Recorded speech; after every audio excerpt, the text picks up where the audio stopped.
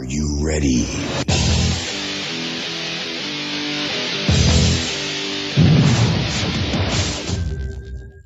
Hello, everybody, and welcome to the Parishscope. This is the podcast that acts as an arm for the newsletter for St. John Sam Prairie. I'm Pastor Chris Sansom. And I'm Casey Doremus. I am the Creative Worship Director at Our Savior Lutheran in Washington. Well, all right. Welcome back, everybody. For us, we made it back. It was a long haul. We both of us had so many things going on that I think we had high hopes of like meeting every week and all that, and then it just didn't. End of school year, confirmation, everything just started adding up, and so it just didn't work out. Yes, which I feel like it happened like last May like that as well. I will say, I don't know for you because we are both married to teachers. And my wife has a very, very busy May. It's like crazy because she's music teacher. So we got concerts and graduation and all sorts of stuff. And now we're starting to get into the point where we're getting invited to graduation parties. So we're just busy, like crazy busy in May. Yeah. Oh, yeah. Absolutely, we are. Luckily, I think hopefully things are starting to cool down a little bit. We'll see. I know, for instance, that next week already I'm going to be out. I have something else that's going to conflict, and so, I'm saying I hope it gets better, and then I'm already saying, well, next week I'm out. So, so anyway. We got some new stuff for everybody tonight. I'm gonna change my news article, and I'm gonna make it into something different. So we can get into that here in just a second. I have a new way of doing. I got a new way of talking about saints in the shadows that I'm going to share with us. So we got some new stuff going on. Yeah, got some new stuff. So are we ready? Are we ready to go into the first new thing? Yes. And I see another convention update in the furnace with them. Your source for the latest news and announcements from the 2026 Lutheran Church Missouri Synod National Convention taking place this July. That's not where I was. Stay connected, stay informed. All right, so convention update. We are heading in. It's a convention year, and I always think it's funny because in a lot of ways this is kind of like a time check, because when we started, it was like a convention year. I think we started in like November, and then that summer was a convention year. And so it's always like one of those things. It's hard to believe that our little podcast has been on that long, right? But it has been, and we're heading into a convention year, and that of course means that we're going to have some convention politics that are starting to roll around a little bit. Now, I do want to take probably next time I want to do a segment where I kind of go through the various presidential candidates. The election for them is coming up here pretty soon. And so I would like to kind of do that. But at the same time, I don't want to quite do that yet because we have another story going on. Now, I think I say this every time, but a lot of times it works like this. As it gets closer to convention, people throw out resolutions. They do it through their districts and their district conventions and so on and so forth. Those resolutions that come forward, and eventually a lot of them will make their headway into the actual synodical convention.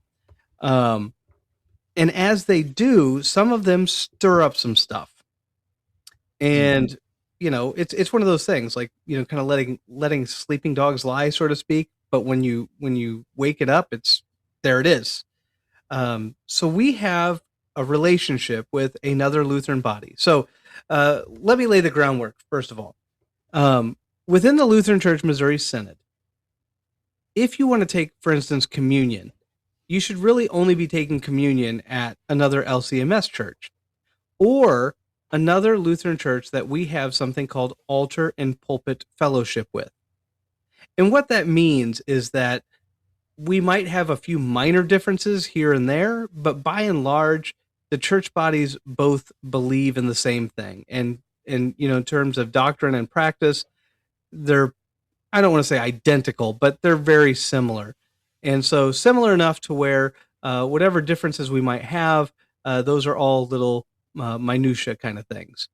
And so we have altar and pulpit fellowship. So you can go to their altar, you can receive communion, and a pastor, if I was to guest preach, I could guest preach at a church that we have altar and pulpit fellowship with. Oh, really? Yeah.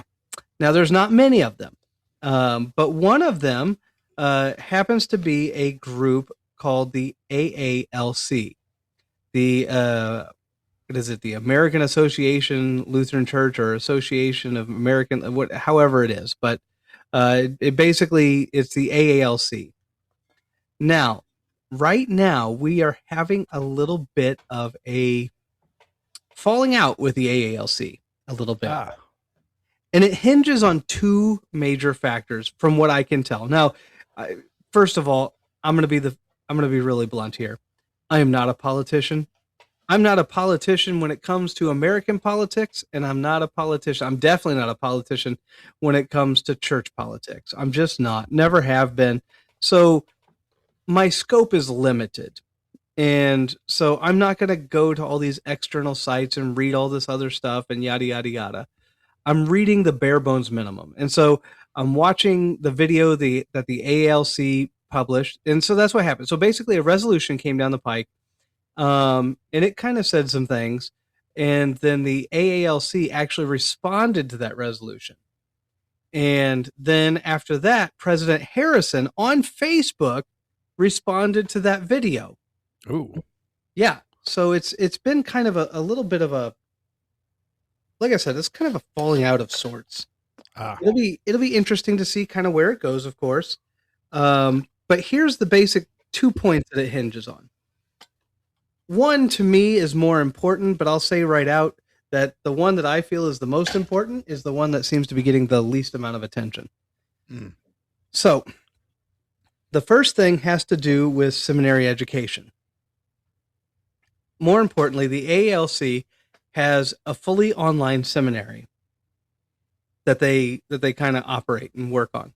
Okay. And so that's our first point of a contention. Go ahead. Yeah, I can see why there can definitely be issues with that sort of thing. Yeah. And I'll explain a little bit more detail about that one as we kind of move forward, why that one can be a point of contention as well. Beside the most obvious point, but the other one has to do with, and I'll be honest, I didn't dig up the dirt on this one. So I'm just going by what I'm reading some other people say here and there. So, this is second, third hand. I know nothing of actuality, but I know apparently there was a church. And so here's the story I'm gathering. Apparently there was a church. The pastor committed some form of sexual misconduct. I don't know what that is. I don't know what that looks like. So I don't know specifically what he did. Right. Our synod basically told him he could no longer be a pastor. And the church that was behind him basically, in essence, kind of revolted. And they said, no, we want this man to be our pastor. And so what they did is they ended up splitting with our synod, but they went over to the AALC. Oh, okay.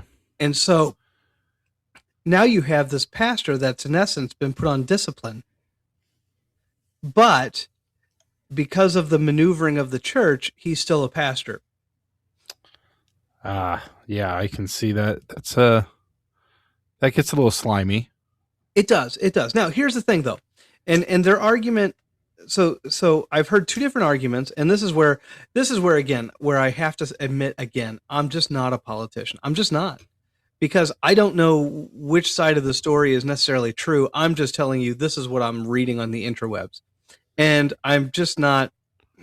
I just don't know if I want to go investigating any further. I got enough to do with my time. I don't need to investigate other people's dirt. Right. But so one story I heard was that the ALC accepted him because he is repentant, and he repented of his sin, and therefore they felt it good and right to reestablish him as pastor, and they did not see the case. They said they could have seen the case had he not repented, but he did repent. So that changes things. The other argument was that our synod basically came to their conclusion, but the AALC did their own investigation and came to a different conclusion in terms of his sexual misconduct. So, again, which one of those is true? They can't both be true. So I just don't. I guess again, I've seen enough, I've read enough, but I haven't done enough investigation to know which one is the true story. And who knows? Maybe as you guys get on the interwebs, you understand a little bit more and you'll figure it out.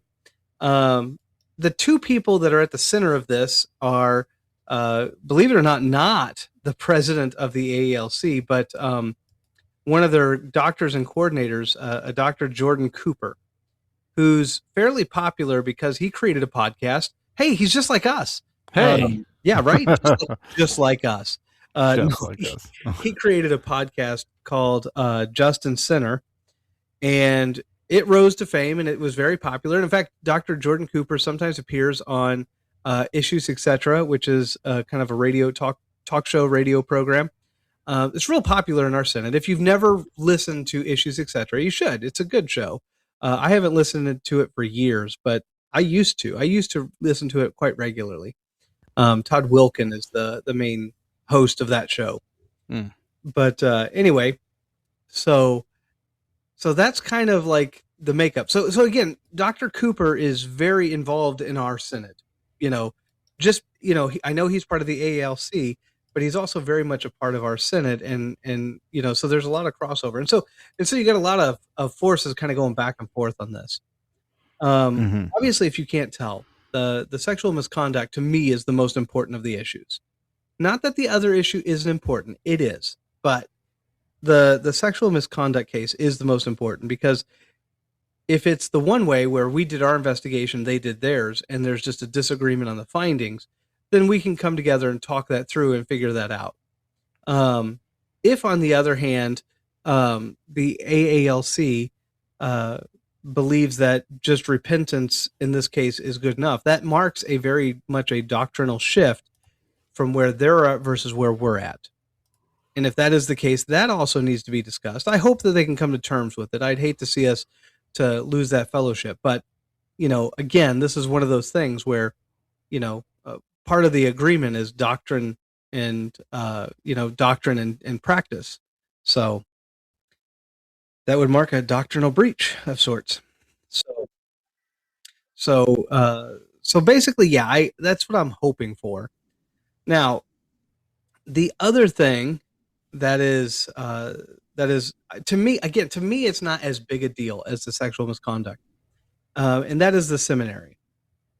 But here's the issue that I have with that the seminary poses, and I understand where this is coming from as well. The seminary,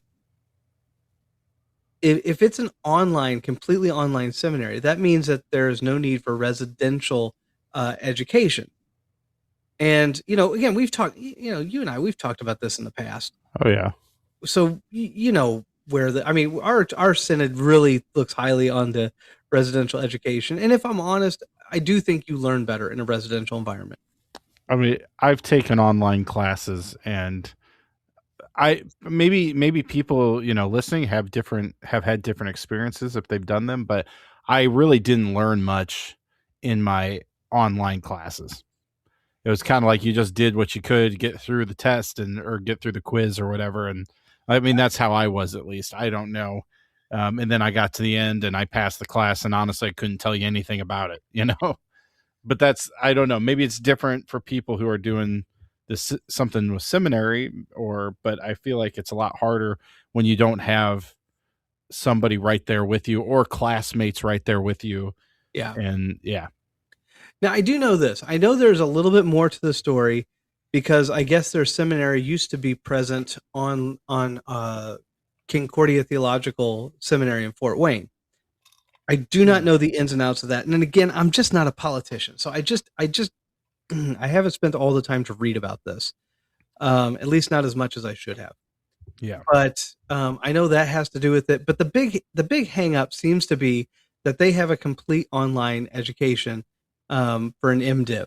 Now, again, we all understand the problem, but here's the fear. The fear is that future pastors will try to basically go to that online seminary, become ordained in the AALC church, and then because we have Altar Pulpit Fellowship, they'll be able to ultimately make their way into the LCMS.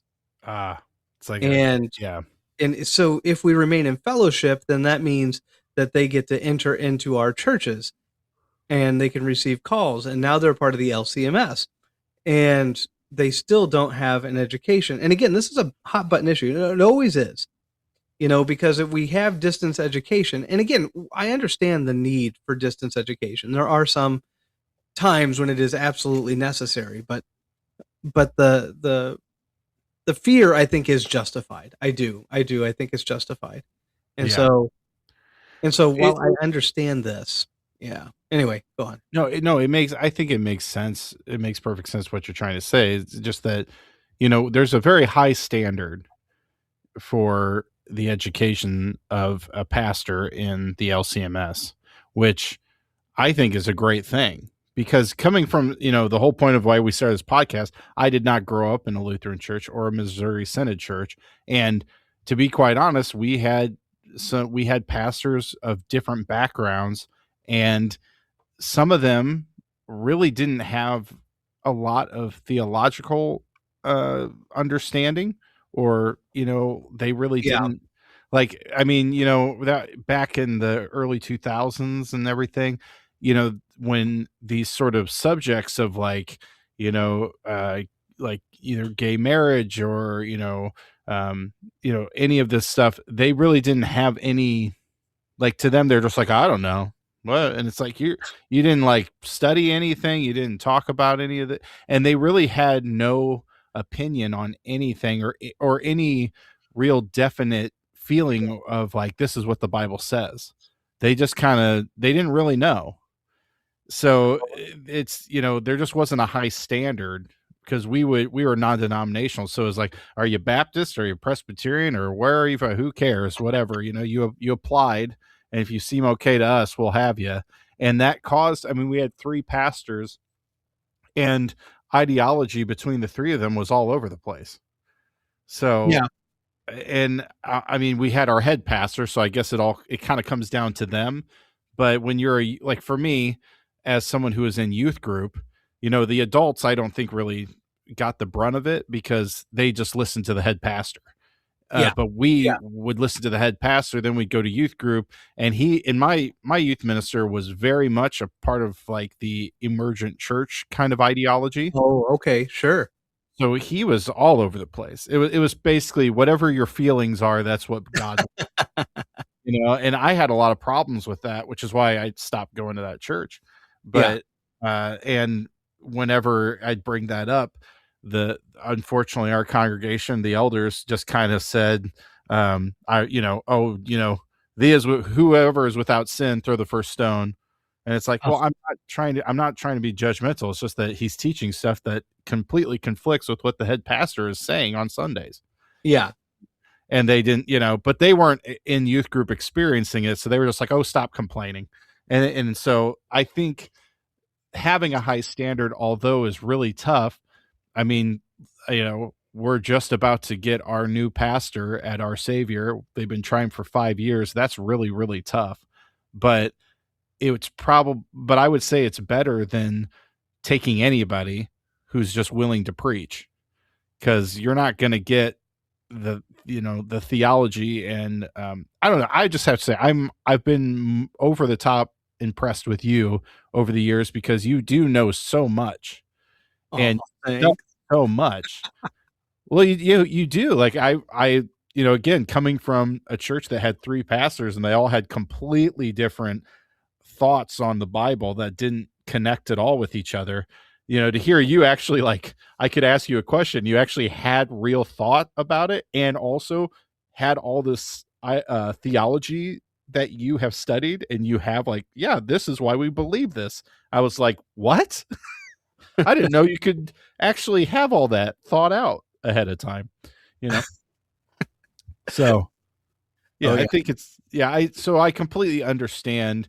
And I don't know if anybody feels like, I don't know if it's that big a deal. Like I kind of, to me, it is a big deal. Like that's a really big deal to have another something being taught in a different way, and then they can kind of like sneak in through the back door to like come into the LCMS church, and to be honest, like a church who's been waiting for 5 years, there's a lot of desperate churches out there.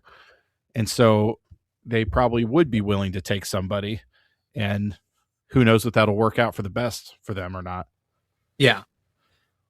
Yeah. So anyway, yeah, I completely agree with you. Again, I'm a big fan of like the seminary of residential education. It was very formative for me, and I think it would be really hard for me to look down on that in any way. And I mean, maybe, I always go back to it like, but is this one of those scenarios where I'm just getting older and I just think, well, this is the way I did it and it worked, and if it's not broke, don't fix it. But at the same time, it's like, I have taken a few online things, and I agree. I don't feel like I learned near as much. Yeah. I mean, if you're going to school for business, or you're going to school for, marketing, or going to, I think there's a lot of professions that you probably can take your online courses, get your certification. But, and I understand there's definitely an argument for, hey, it's hard for people to uproot their life and move down to St. Louis or whatever for a period of time. I totally get that. But also I think there is a bit of like, well, this is like a really, really important job. Yeah. Cutting corners with this is a very, that can backfire. And even though I can understand maybe it is a bit of like well, back in my day, this is how we did it, and that's how the way it should be. But I don't know, it'd be really hard for me as a musician to get all my musical education online without playing in groups and meeting other musicians and like having that interaction and that experience. Yeah. I mean, I would technically have a certificate or a degree, but it wouldn't have been the same thing at all. So I don't know. That's my 2 cents. Yeah, I like it. It. Well, and again, this is one of those things, and I just wanted to, I guess as we head into convention time, and convention isn't until mid to late July. I think it starts on July 18th. Mark your calendars. Mark your calendars, everybody.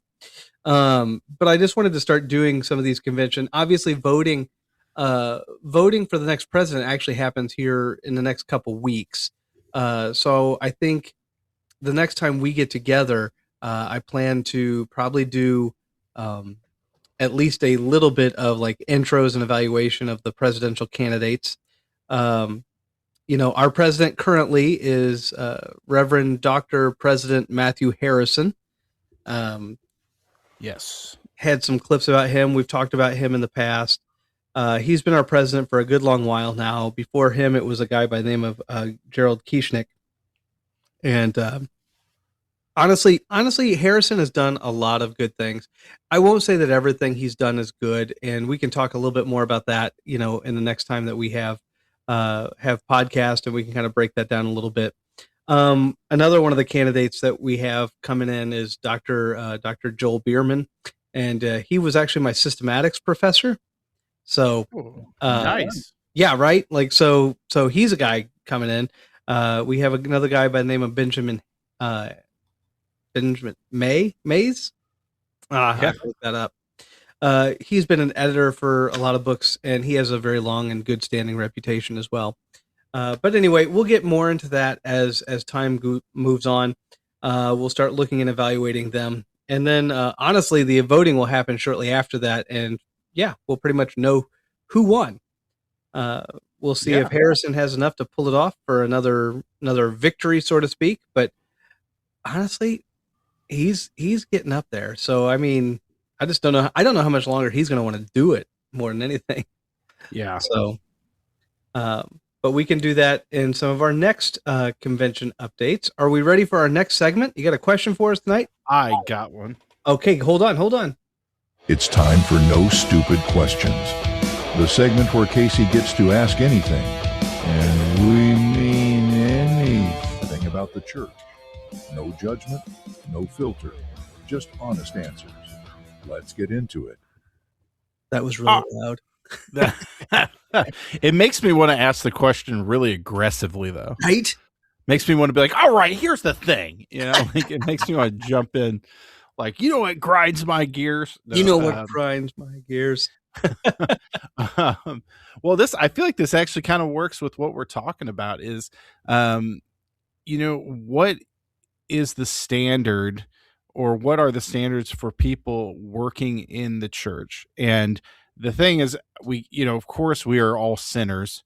We all have things. We're not perfect, but is there a way, or is there a certain breaking point of people who maybe it's not a good idea for you to be an elder. Maybe it's not a good idea for you to be up on the worship team.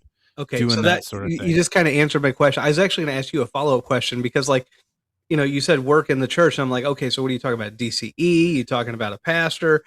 And then you brought in like elders and stuff like that. Yeah. Like, so that does change things. And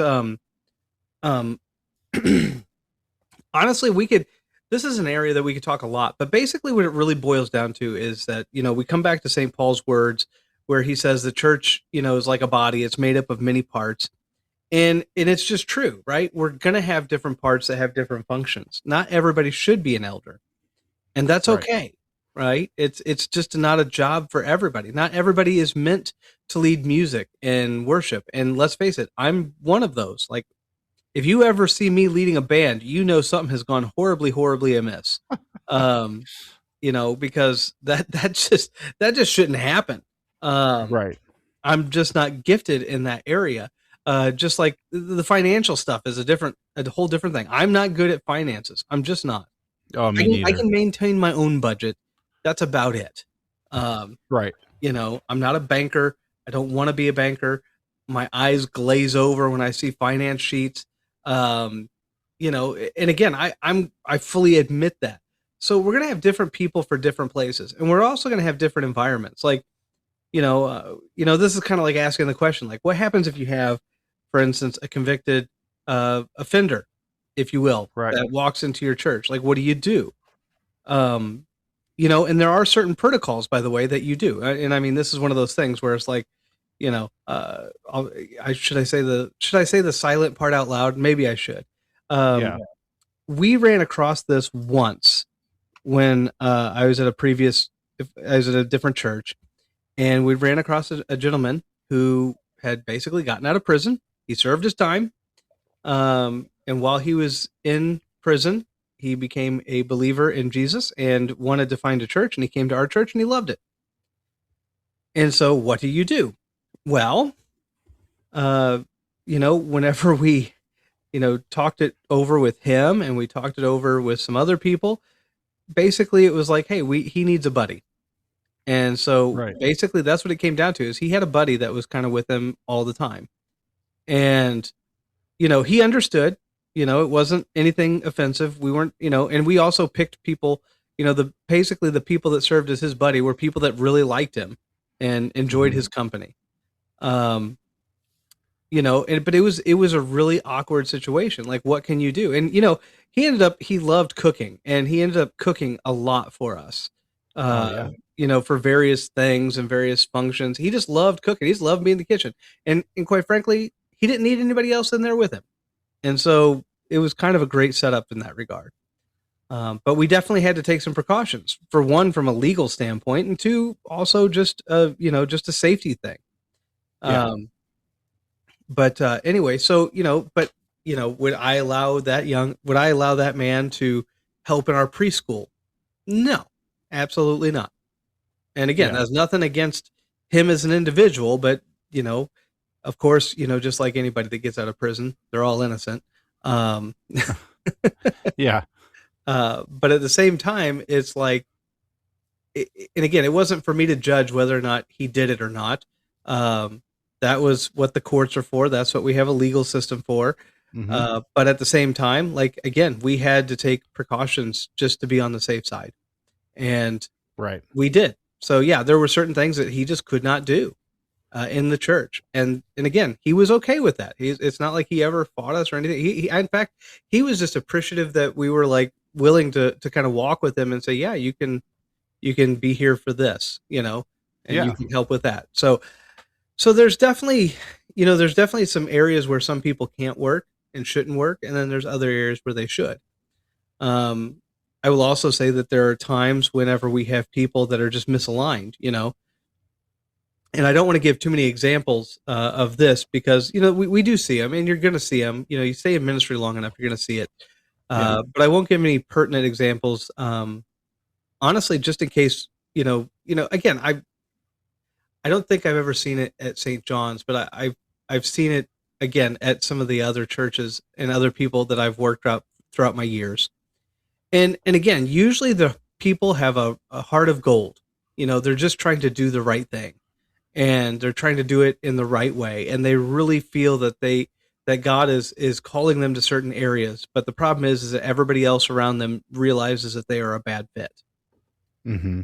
They just that is just something that they should not do, and everybody knows it. And then you run into the problem, like, what do you do, right? Yeah, it's very difficult. It's very difficult because you genuinely don't want to hurt anybody's feelings, but there's also times where, like, I've seen in churches I've grown up in and everything, that there have been people who volunteer to do certain jobs that they quite honestly hurt the church. Because, like, we had our classic, the church I grew up in, we had our classic kind of like old lady who yelled at all the kids every time they were like walking in the hallway for like anything and everything she could possibly think of. And, it was just hard because she was involved in a lot of stuff. And it was like people didn't really want her there. Not that they didn't want her at church. It was just like when she volunteered for youth group stuff, she was not good with kids. Yeah. Like she just screamed at us all the time. So it wasn't helpful to have her doing that, but you don't want to be mean and be like, oh, nobody likes you. You don't want to say, it's not even like nobody likes you. It's just that, like, you obviously, this isn't like the right fit for you because you really can't keep your cool around kids. It's like you kind of lose it. And but it's very difficult to have that conversation. And for sure it is. Without offending someone. For sure it is. And again, that's where you get into, like, somebody who wants to be a greeter all the time, but yet they hate being around people. And you're like, well, that's going to be a hard pass on that one. Or, somebody who, kind of more up your alley, somebody who wants to sing, but is really, really bad at it. Yeah. I understand that I'm bad at singing, but not everybody does. And not everybody does. And so, like, you get stuff like, again, you can get this, if you are around and walk with your eyes open, you see this. It just, and again, it happens. And sometimes you got to, unfortunately, have a very difficult and challenging conversation, and it's not easy. Yeah. So primarily you're thinking that's kind of like, we're talking mostly about like finding the right fit for you in the church.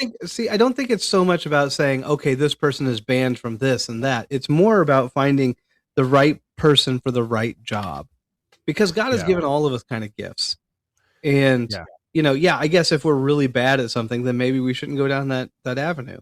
Not saying we can't get better at it. Maybe that's part of what we want to do, but well, so the other part of this, I would say, is also just the fact of, now I haven't really witnessed this, but I know someone who has had this happen, which I think I've brought up on the podcast before, but I had a friend who he went through a divorce, and part of the reason there was this kind of tension was because he was the one who ended it.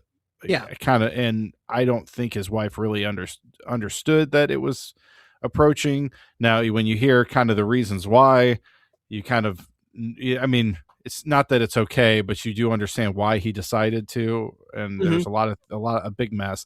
But I think part of it, if I could take a step back and really think about it without looking at it as like he's a friend of mine, is that when, and I think this happens with a lot of people who are in that situation, is that he posted a lot online about how happy he was.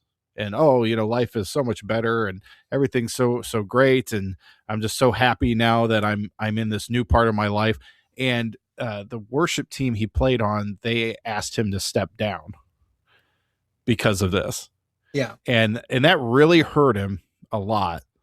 But and it's hard because I think I do understand why they felt that way.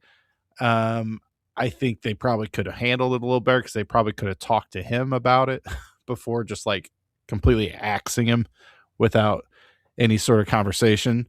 But so is there anything kind of like that in your mind that's, sort of like, something that maybe life choices people take that is is a reason why maybe they shouldn't be serving? Yeah. Or is that too I broad? mean, again, it always comes back down to, well, I mean, I guess in this particular case, I mean, if you have somebody who's just a rampant impenitent sinner, like that is to say they live a sinful life and they refuse to repent, now you're getting into church discipline and you're talking about whether or not they can even really be in fellowship with you. Yeah. And so that's a little bit different. But if you have somebody that's just, okay, so in this case, like the example that you kind of threw out there is like, so obviously some people thought that with the way he was kind of flaunting his new life, that Yes. maybe he shouldn't be in a leadership position because people will see that and be influenced by that. Yeah. And honestly, that's a valid concern. Now, again, Yeah, I don't know how they handled it. And I'm not going to ask you to go into all the details, but right. Yeah. but that is a valid concern. Like, yeah, if you're going to be part of the public sphere of the church, you need to understand that you represent the church, and by representing it, that means you got to kind of put your life in a little bit of an order. Now, again, that being said, this is where it gets so challenging because there's a lot of these kind of things that are pushed onto pastors, and Yes. rightfully so. The Bible is pretty clear on a lot of these things, and so you got to be above reproach, and that means no egregious public sin kind of thing. We're all sinners, and your pastor's not going to be perfect. I'm not perfect. I'm going to make mistakes. I'm going to have sins. But if I had a truly egregious sin, and then more importantly, some form of sin that in the eyes of the people made me less than, Mhm. then that would be a pretty big problem. Yeah. So again, we can get into the weeds in that. And so it's like, okay, so that's applied to pastors, but it's not necessarily applied to everybody else. However, I do think it's a good idea to say, okay, if you're going to have anybody that's in kind of a leadership position, like that's going to be leading, especially other people, that's going to be on the forefront of your church, so to speak. Yeah. Better take a look at them and make sure that they are, their life represents at least some form of the appropriateness of it. Again, you're not going to have, if you're going to have somebody who's going to teach your kids confirmation, you probably don't want them out there bragging about how they just got out of the dispensary and bought as much as they could. Right. Right. Even if it's legal, it doesn't matter. You just Yeah. don't want people bragging about that kind of stuff online, and you don't want it to be. What if your kids see that? What if your confirmands see that? What if somebody comes and tells them? Like, that's going to be, that's going to lead to all kinds of issues. Yeah. So, that person, maybe you, at the very least, have a conversation going, hey, you need to, maybe tone this down, and maybe let's talk about what's going on with you and drugs, Right. Yeah. Yeah. Well, that's what it's good to know, because I think in the world we're in right now, there is very much, there are people who want to jump to sort of like I said, like I brought it up, my church growing up, anytime any concern was brought up about somebody, especially like our youth minister, our worship leader, who had very, very kind of, I mean, I would call them radical ideologies. It was never was really discussed. It was just kind of said, oh, if you're perfect, then you can come up and judge, but you're not perfect. And it was kind of like, okay, I'm not trying to judge, but I do think there is a level of, hey, if this person's teaching things or saying things to people that is just not with how we are supposed to live our lives, I there, I feel like something needs to be said, or it needs to be brought up or at least discussed. And it just, where I was growing up, it was immediately shut down, no Yeah. matter what, Yeah. So it is interesting. And then, something like with this guy who's going through a divorce, there's plenty of people, or who went through a divorce, there's plenty of people who would say like, oh, that's just horrible that they did that. And and again, depending on how they did it, that's important. But I also do understand where they were coming from. Well, But I don't think that's some a of it, popular thing in the world yeah. right now, to that's considered very, bad right now. I don't know.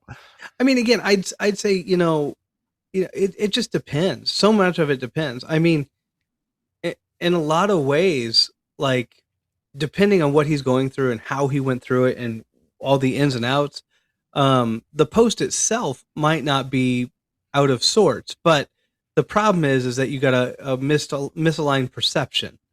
Mhm. The church believes firmly that any divorce is, a terrible thing. Like, it's just terrible that something that was put together in God's house and in God's church and with God's blessing should be ripped asunder. Yeah. Nobody likes that. But like, even so, for instance, like, let's say you have a case where you have extreme physical abuse, right? Nobody's going to argue that that divorce wasn't a good thing, right? Like, Yeah. if it was a guy beating his wife, then he should probably go to jail, and Yes. they should definitely get a divorce. And that's a complete breach of, his role as husband and head of the household, and that's a complete breach of that.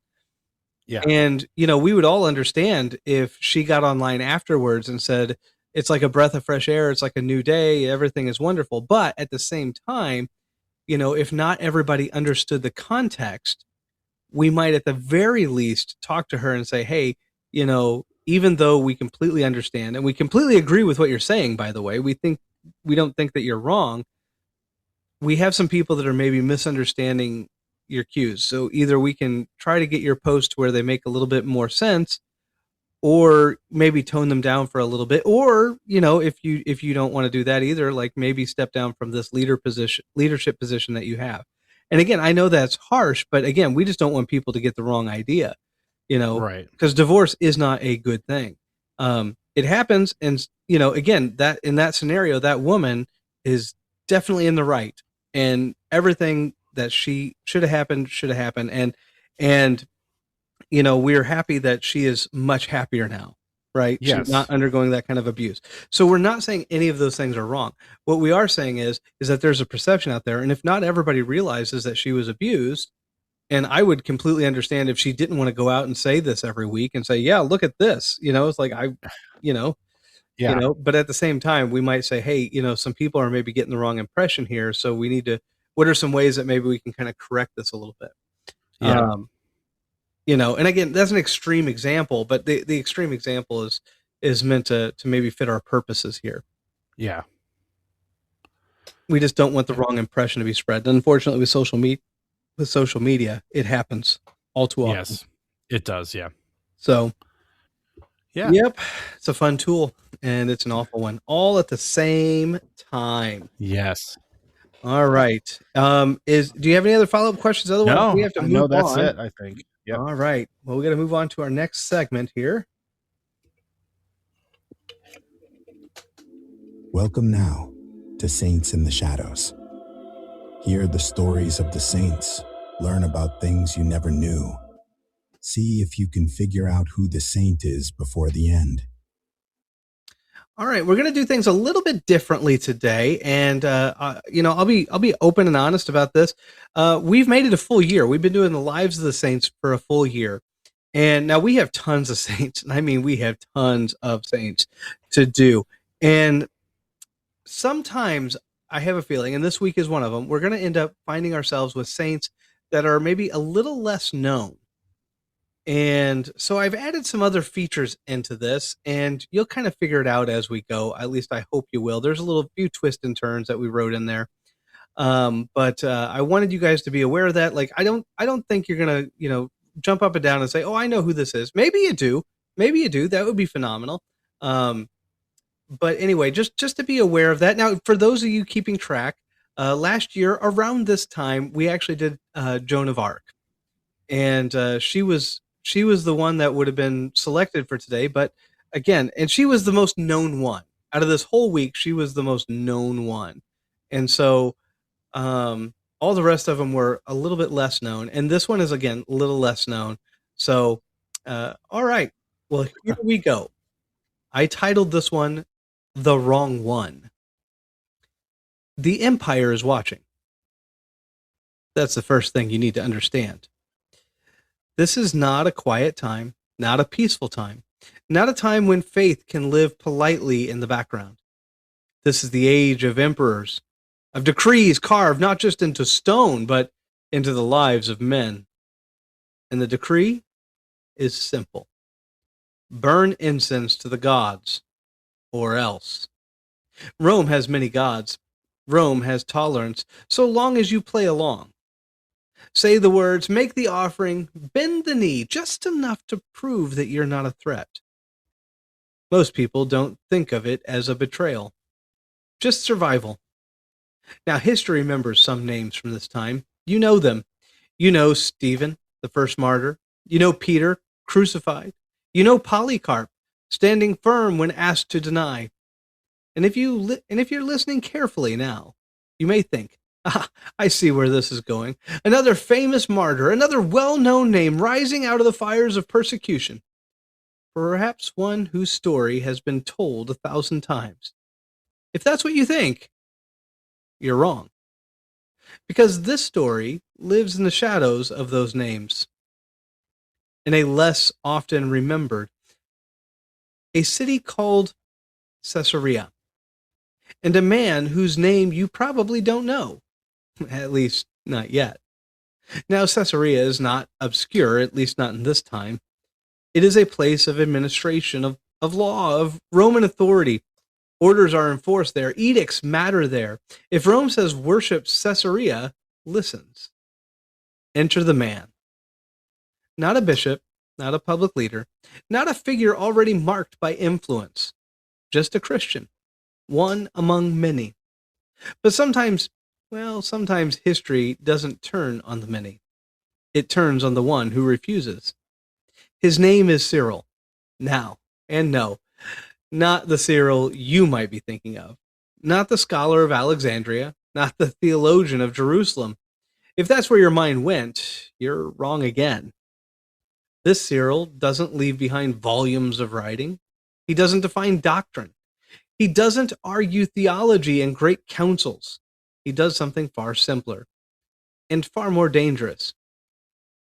He refuses. Now imagine the scene. An order has come down, public, clear, unmistakable. Make the offering. Honor the gods. Prove your loyalty. And so the people line up, one by one. Not because they believe, but because they live here. Because their families live here. Because consequences are real. Incense rises, names are recorded, compliance is confirmed. And then comes Cyril. He steps forward. They assume this will be quick. A handful of incense, a nod, a moment's compromise. After all, everyone understands how this works. Well, except him. Because when the time comes, he does not lift his hand. He does not play the part. He does not comply. Now pause. Because you might think you know this kind of story. The bold speech, the dramatic declaration, the soaring words that fill the air and silence the crowd. A hero who denounces the empire in ringing tones. And if that's what you're expecting, you're wrong. There is no grand speech recorded. No carefully preserved lines of defiance. No dramatic flourish. Just a refusal. Quiet, unyielding, complete. And sometimes that is far more unsettling. Because a man you can argue with is one thing.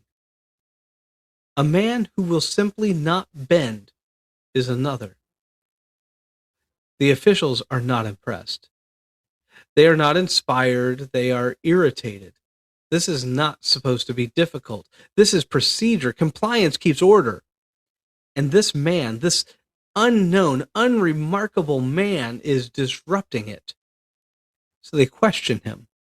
Why? Do you not understand the consequences? Do you value your life so little? And here again, the story does not give you what you expect. No defiant rhetoric, no stirring monologue, just conviction. Not loud, not elaborate, but immovable. He will not offer. Now, understand the moment. This is not theoretical. This is not a debate in a hall somewhere, removed from consequence. This is immediate. Your choice right now determines whether you will live. And Cyril chooses. Now, perhaps you're thinking, this ends like so many others. A martyrdom, a death, a name added to the long list. And yes, it does. But not in the way you might think. Because martyrdom stories often come wrapped in spectacle. Crowds, arenas, lions, fires that draw attention. Stories that echo loudly. So they will be remembered. But this one slips through history more quietly. There is no arena full of shouting spectators, no emperor watching from above, just a system enforcing itself. A man refusing, and the inevitable result. He is condemned, not for violence, not for rebellion, but for refusal. For choosing something unseen over something required. For holding to a truth that cannot be measured, over a command that cannot be ignored. And so he is led away. Now at this point, you might find yourself searching for something more. A twist, a hidden detail, a dramatic reversal, a moment where everything changes. Because that's how stories work, isn't it? There's always something more, some final reveal, some reason why this story stood out enough to be told. And if you're still waiting for that, you're wrong. Because this is the story. Not the scale, not the spectacle, but the simplicity. A man, a moment, a choice. And the refusal that followed. History did not pause. The empire did not fall that day. The decree was not overturned. Everything just went on. Except for him. And yet, here we are. Still telling it. Still remembering a man whose life, by every worldly measure, should have disappeared into the machinery of an empire too large to notice. Why? Because history does something strange. It forgets emperors, it loses decrees, it buries the noise, but it remembers the moments when someone could have compromised and didn't. When someone could have saved themselves and refused. And so, from a city that enforced power, from a time that demanded obedience, from a life that seemed at first glance unremarkable, we are left with a name, not shouted, not elevated by spectacle, but carried forward by something quieter, something more enduring. Cyril of Caesarea. You didn't know him. You weren't supposed to. But now that you know the man who did not bend when bending was easy and standing cost everything, and now you know. Now you know his name. All right. So there you have it. Again, a little bit of a different one because St. Cyril of Caesarea is not necessarily a known one. He is commemorated, if you will, on May 29th. So that's on Friday. Nice. I looked up a dish. So here's the deal. I looked up a drink and it gave me some like martini thing or something like that. Yeah. But so here's what this won't tell you. I wrote it, and whenever you're researching these things, you just can't put it all in there. You just can't. I mean, you might wish you could, but you just can't do it. So St. Cyril was young, real young. In fact, he was kicked out of his house by his dad. His dad was an idol worshiper, really bought into the Roman model of religion. And Cyril basically went out as a youth and was baptized in an underground Christian church. Oh, wow. And when his dad found out about it, they kicked him out of the house. And so he was just a boy. And he was just a boy when he died. So I just don't think that it's really appropriate to have an alcoholic beverage to commemorate a child who probably wasn't old enough to drink when he died. Right. Um, I mean, maybe he was by Roman standards, but I guess, yeah, back then, was everybody allowed to drink? I don't know. Yeah, I don't know. I don't know what it was. So have a glass of wine in a sippy cup. No, but seriously, like, I mean, boy, I don't really have a drink option. Make a mocktail of some kind and call it a day. The option for food was kind of a lamb and barley kind of mixture. Again, very, very kind of Mediterranean, so to speak, in that regard. At least I took it as more of a Mediterranean style dish. So I don't really have the recipe for it, but that was kind of what they chose, like a barley and lamb a meal. So anyway, so yeah, this is one. And so, just so you know, like, the Catholic Church has never considered him a saint. He's listed as a martyr. He still carries a saint by his name, so don't tell me how that works. But again, I'm not Catholic, so that's okay with me. But at the same time, like, again, his story is just really compelling. Like, because again, this is one of the things that they were doing. This would have been, again, if I'm reading this correctly, this would have been probably my guess under the Diocletian persecution. Maybe, well, I think he died in 251, so it would have been after that. But it would have been under some heavy persecution. Right before Emperor Constantine kind of came into power. And so this is the kind of thing that they were trying to regain control over the people by basically reinforcing their religion. And they kind of did this in a weird way. And so yeah, these stories are absolutely legitimate. And it does kind of make you think, like Rome was a pretty progressive country, if you will. And so for them to snap back, again, we could talk about the comparisons of Rome and America and the UK and all that kind of stuff. It's, there is some interesting correlations there. Right. But we won't go there today. But yeah, these are some of the things. And so, yeah, he was beheaded a couple days after this. He refused to do the offering. So even that, it wasn't immediate. They waited a couple days. So, wow. So there you go. And now I got to find the exit. Where is the exit? There it is.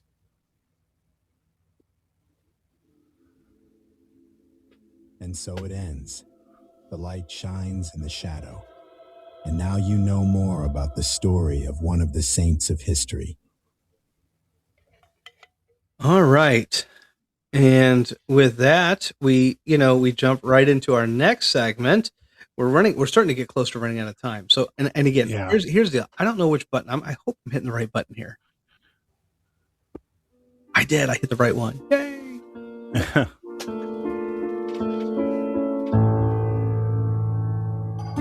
And it's time for Lectionary Loop and our look at the upcoming lectionary texts.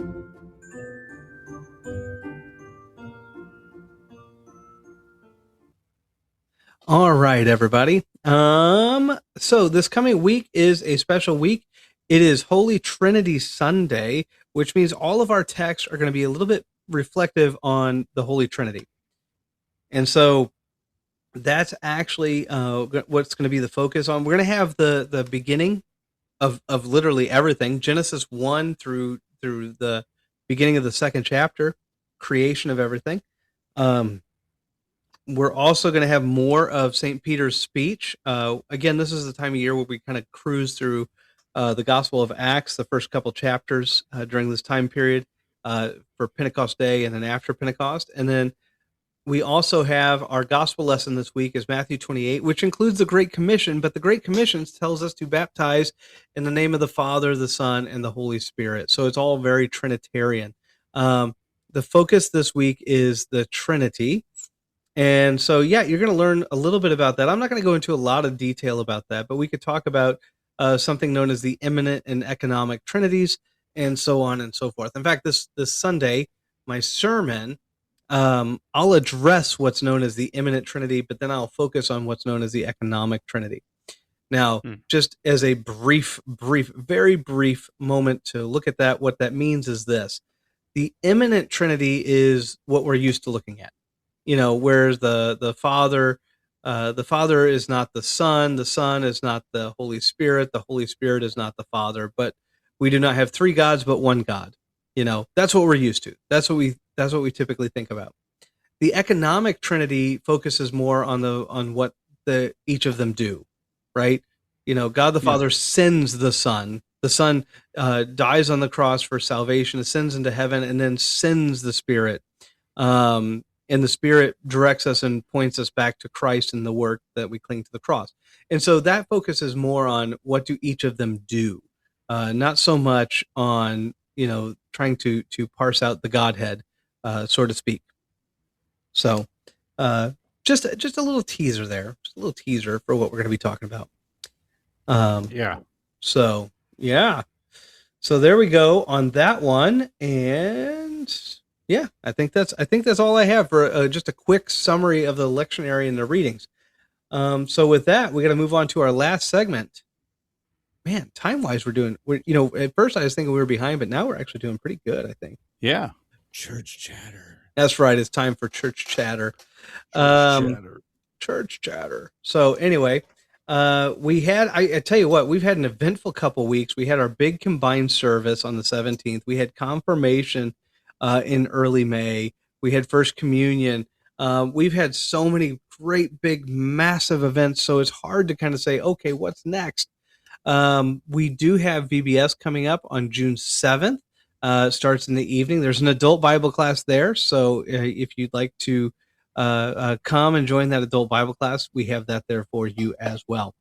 So super exciting about that. It's one of those things. I look forward to it every year, but it's also exhausting at the same time. So yeah. So it is super exciting. It's happening at Good Shepherd again. Don't worry if you have registered, fantastic. If you haven't, there's still plenty of time to register.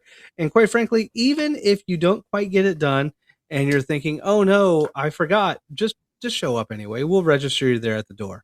It's completely okay.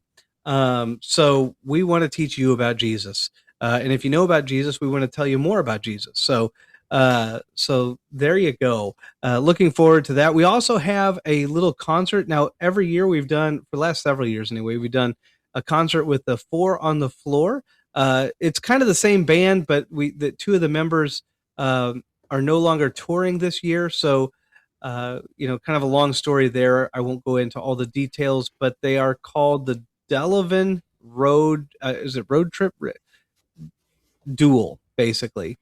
So like the Delavan Duel, basically. So it's the two members. And honestly, guys, I always say this every year. It's just a good time. Yeah. I'll tell you, this concert it's not one of those. So here's the thing. If you go to it thinking it's going to be like the big show and there's going to be, lasers and stuff like that, it's not that. There's none of that. If you're going thinking I'm going to hear the best band that I've ever heard in my life, no, it's not that either. But and here's the thing. I don't know about you, Casey. Have you ever had one of those experiences where like you just got together with some friends and you like decided to play some music and you ended up playing like some just popular songs here and there, and it was just a good time. You know what I mean? Yeah. Like for me, a party. Yeah, for me growing up, like those were some of the best moments I had. I don't have a musical bone in my body, but just sitting around with people that were musical, and that's what it feels like to me, honestly, with these. This group, they just know how to pick really good songs and they have a really good time. And that's what it is. It's a good time. It's just a really good time. So come and join us. They're having an ice cream social afterwards. So be sure to, and by the way, when I say an ice cream social, these ice cream socials are getting out of hand. There is so much food there. So anyway, so yeah, just show up, join us, have a good time. Relax, chill with some great people, some great tunes, and some great friends. It's a good time. So that's on July 14th. So looking forward to that as well. All right. So what do you got? What do you got coming up? Well, this next Sunday will be our last Sunday with one of our fill-in pastors. And so after that, our full-time pastor will be here. And so we're, very excited, getting ready for that. And that's a big deal. I'll be starting the Adventure Bible Camp, what we call it, Adventure Bible Camp. House band rehearsals are starting on Monday, so that's always fun. We're getting. So you guys haven't chosen a name yet? No, I'll have them choose the name, and this year I'll try as hard as I can not to put too much input into it, not to upset anybody. When you get some of your choices, you got to bring them here. I want to hear them. I'll give them to you. That's what I want to The hear. thing is, I'm hoping they get the idea of kind of what's a good band name, because last year we had some really bad ones that were just not good, and it was like, guys, come on, you got to have a little more creativity, than this. But it's we have a whole new group. I mean, well, we have kids who are returning, but like we have a lot of new kids joining, so that's really exciting. And some of the kids who started off the first year with it, this will be their third year, and so they're kind of becoming like the upperclassmen of the group. Oh, yeah. So it'll be cool to see that. So that I'm excited for that. And then, that's pretty much all we got going as far as with the church stuff, and then we just, summertime is always a little bit less going on besides, VBSs and stuff like that. So, yeah. Well, all right. Well, that sounds awesome. That sounds fantastic. Yeah. Yeah, absolutely. Well, guys, I hate to say it, but I think we're actually running out of time. Now, before we all jet off, we have exit music. Right. So have a great week. Yeah, have a great week, everybody, and we'll hear you next. We'll be here next time. And don't forget to call in, ask a question. I don't have the number right in front of me, but hopefully get it from a previous episode, or maybe I'll post it later, just as a reminder that you can call in and ask a question. So please do. All right. God's blessings, everybody. Bye. Bye.